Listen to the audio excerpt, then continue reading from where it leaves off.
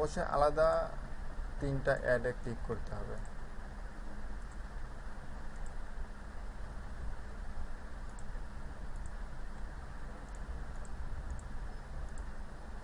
এইভাবে ঘুরতে হবে, এটা চলে আসছে। এখন এইটার ভিতরের যে কোনো একটা পেজে আপনাকে ক্লিক করতে হবে, এটা 1 মিনিট পরে করতে হবে।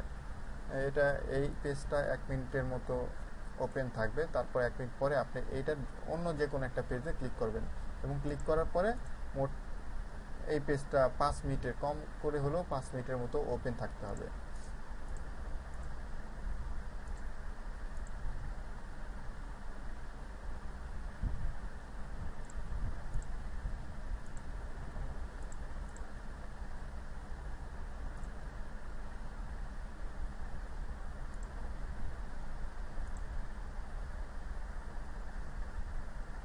আর একটা অ্যাড, এটাতে ক্লিক করে নাই।